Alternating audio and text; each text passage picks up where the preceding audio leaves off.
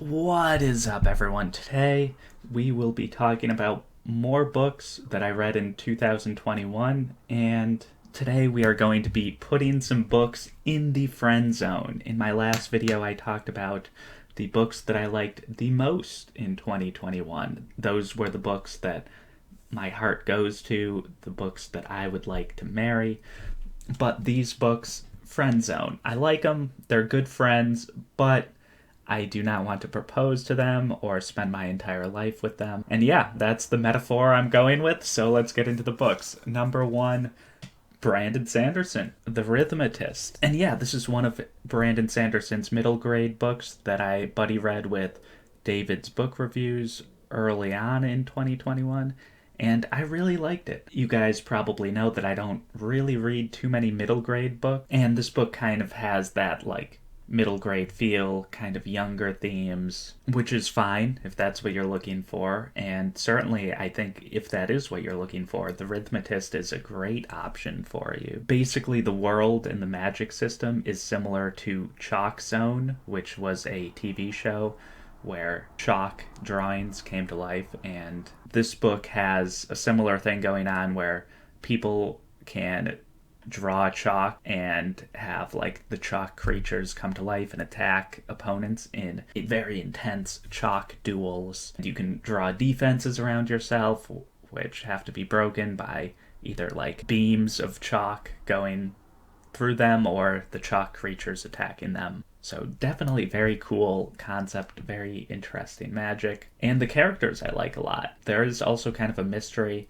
The mystery is fine, but it's kind of like a little bit middle grade-ish. But I'd recommend checking it out. Also, if there were more books in this series, that would be great, because we don't get, like, a very satisfying ending. So I know Brandon Sanderson has 3 million other projects going on, but it would be very cool if there were some sequels to The Arithmetist. And I also think this is a good alternative to, like, Harry Potter or something, or if you liked Harry Potter, you would definitely like The Arithmetist, I think.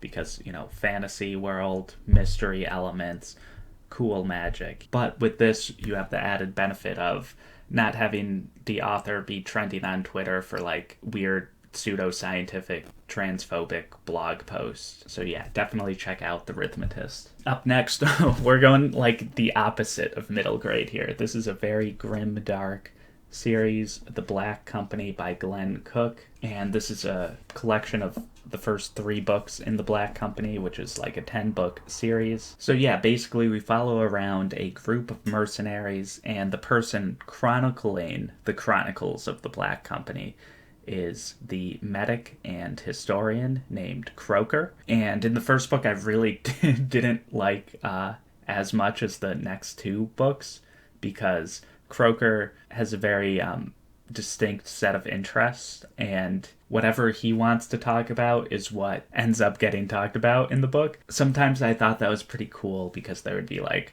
card games and just, like, the crew just hanging out, pranking each other, and it led to some cool real moments, even in times where the characters are doing less interesting things. But also, Croker had, like, very weird, like, fanfic about something that, like, didn't actually matter.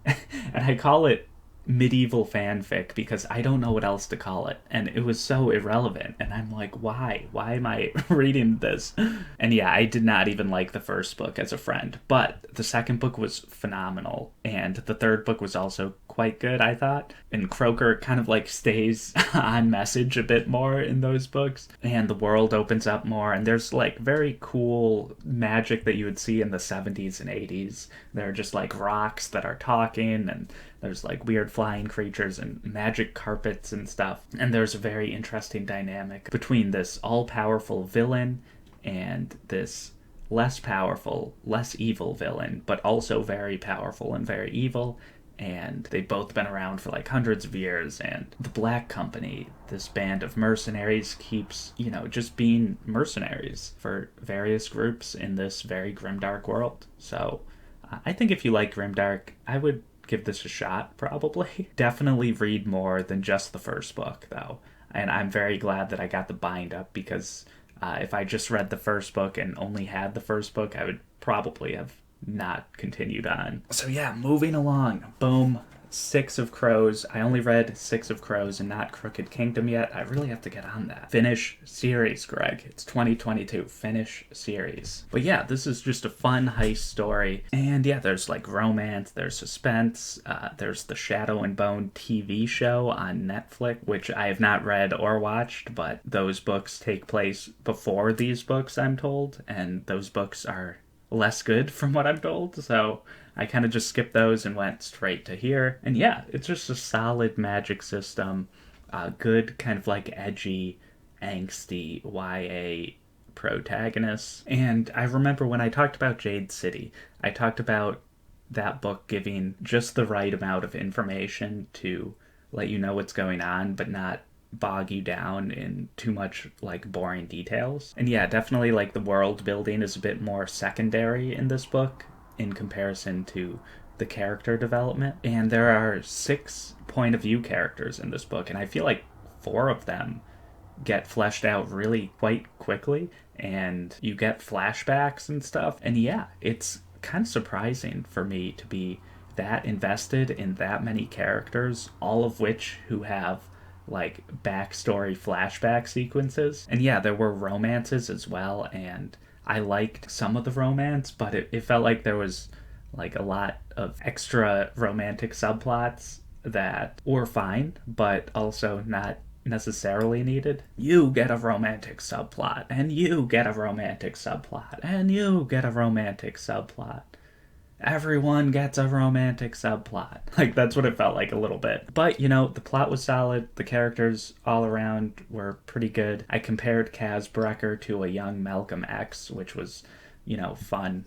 So yeah, I had to check out the YA booktube darling, and I thought it was very good. Very good. I like it as a friend. No romantic subplot with me in Six of Crows, though.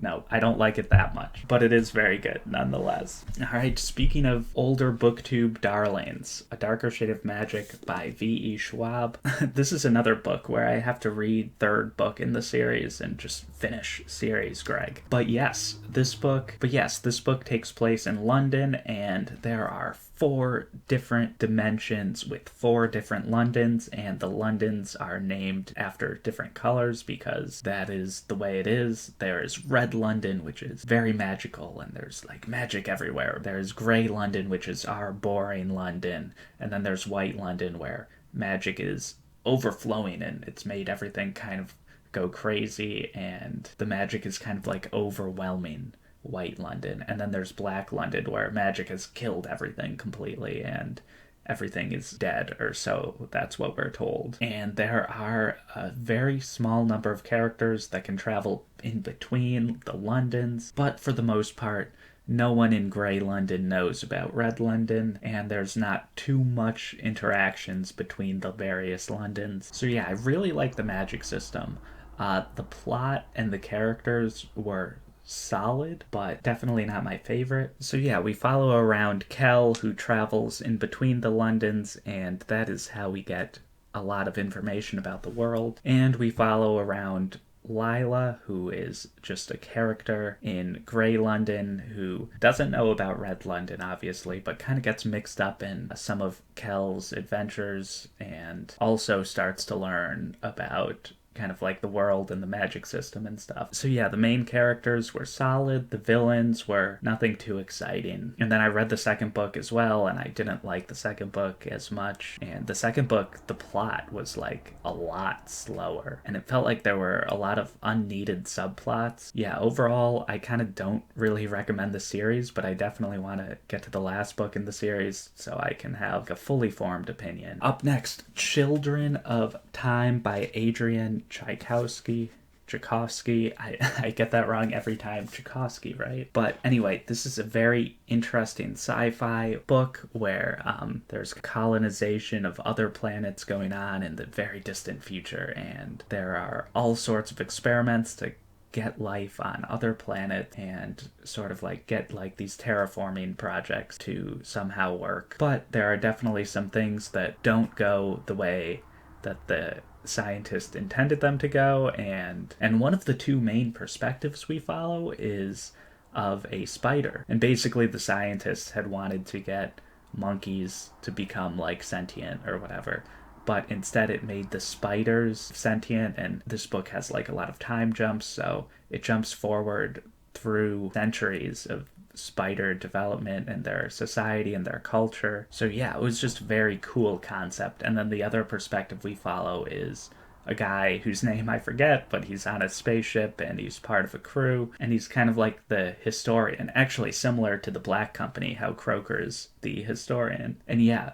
this guy's story also takes place over centuries. So basically when he is not needed as part of the crew, he goes into like a very long sleep, and then they wake him up and they're like, hey, we need you for something. And then he goes back to sleep again, and there are various, crazy things that happen when he's asleep and when he wakes up sometimes, and it's just complete craziness. And yeah, I didn't really love the plot, and some of the writing style felt a little bit like almost like I was reading news reports sometimes because of the matter-of-fact way that information was delivered.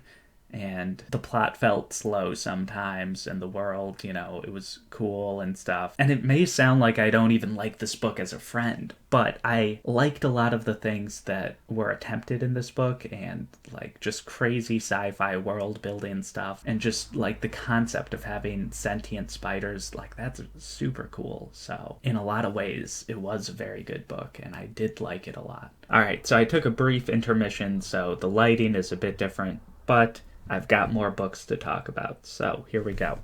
Up next, Priory of the Orange Tree by Samantha Shannon, and this cover is just beautiful. Look at that, orange and blue, what a great color combination. So basically, in this book, we're in two kingdoms that are kind of close to each other but separated by water, and they are very isolated from each other. There's actually only one town that is like a trading village sort of thing on the water, and that is the only way to get goods in from one place to another. So in the beginning, we kind of have four main perspectives. Two that start off in this town, and then one in one of the kingdoms and another perspective in the other kingdom. So it's almost like we're reading two different books. Sometimes the plot comes together, but it's mostly pretty separated. And I remember one of the plots I liked quite a bit, and the other one felt pretty slow to me. I will say the whole thing is kind of slow paced, so if you don't like slow paced books, definitely don't pick this up. I did like when the plots came together, and I like a lot of the things about the culture,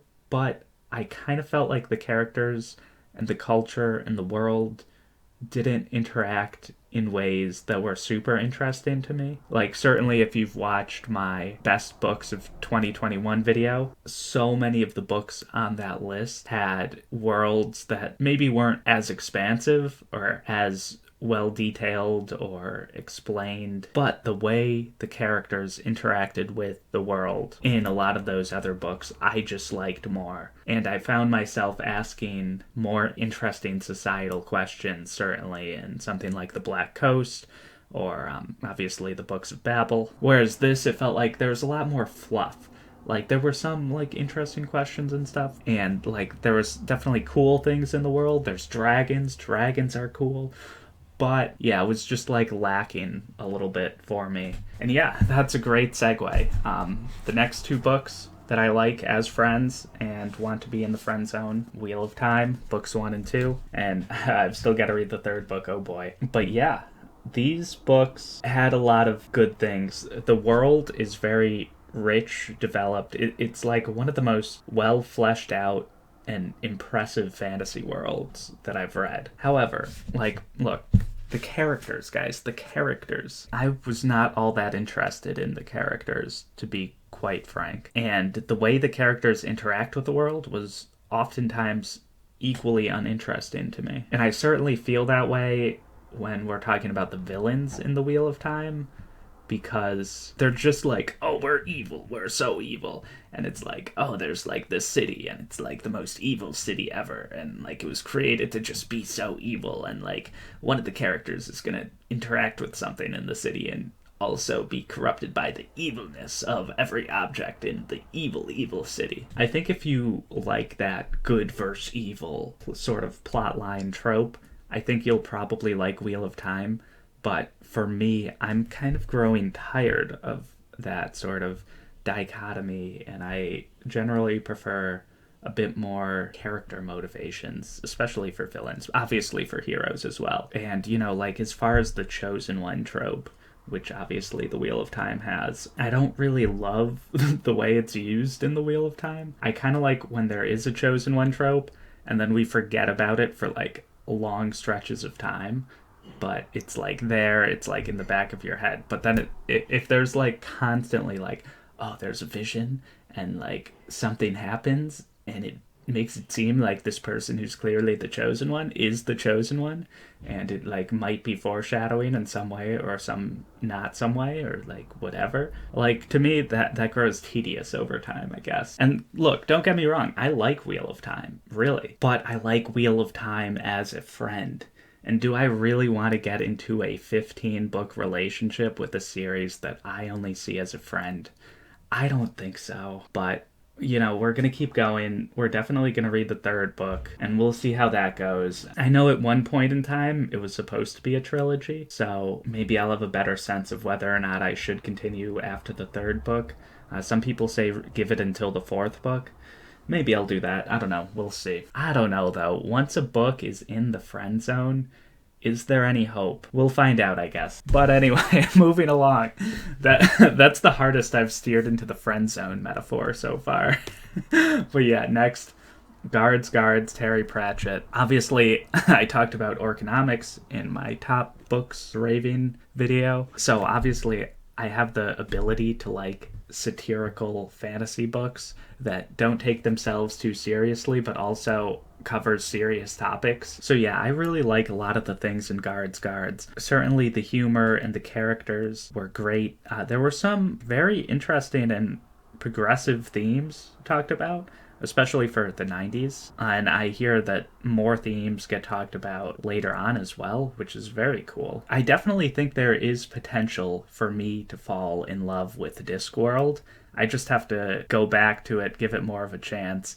Discworld is not permanently friend-zoned. It is just, there for now, and I'm getting distracted by other series. And also there's different series within Discworld, so maybe some will vibe more with me than others. Something to look forward to, perhaps.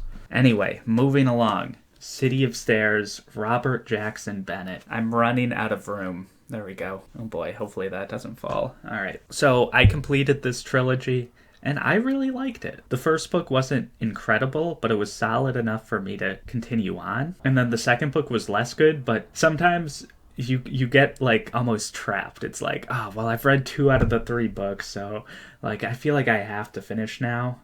And it's not like so bad that it's unbearable. But to be fair, the third book, The City of Miracles, was definitely the best in the trilogy. And I did like the ending.